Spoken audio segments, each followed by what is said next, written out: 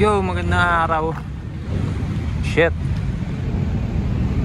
Kaya na humusga mga par kung okay lang o hindi. Pero ayun,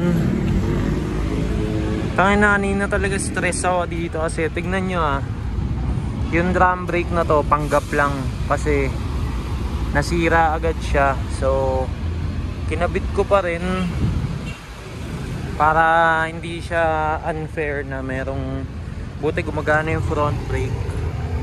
Pero wala, gusto ko lang pakita yung build ko ngayong October.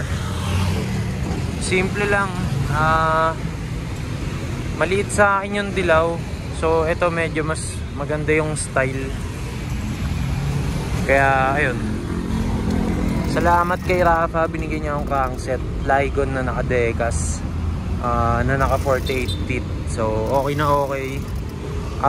Ragusa 20 teeth free wheel.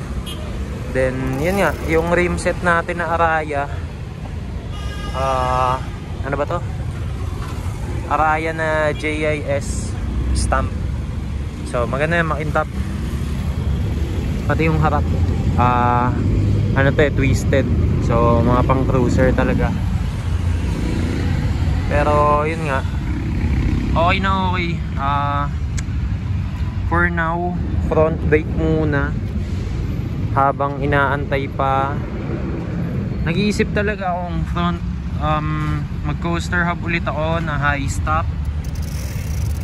or mag risk na naman ako ng ibang brand ng drum brake kasi ano lang siya, unbranded na Ragusa. So baka luma na yung binigay sa akin. Ganda dito pero yun nga, ang simple lang ng ride na to. Papalitan ko din yung saddle, pero hayaan nyo na muna. Tangin na, ganda men.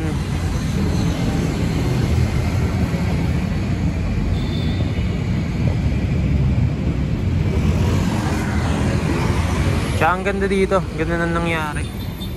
Anyway, makakain na muna sa bahay bago makaikot-ikot. Pero yun yan. Yun, binakita ko lang. Salamat kay Rafa, Dia Compass Stem, Moon Bar, tsaka yun, mostly Shopee parts, caliper, ano pa ba, seat post 450mm. Okay na okay. Tsaka yun, Ragusa, drum brake na palyado. Props na nga lang yung drum brake niya yun Tapos yun, pero okay na okay. Ganda ng ride na to, ganda ng build. Tsaka wala lang, kalmado. Tsaka kargado yung rack.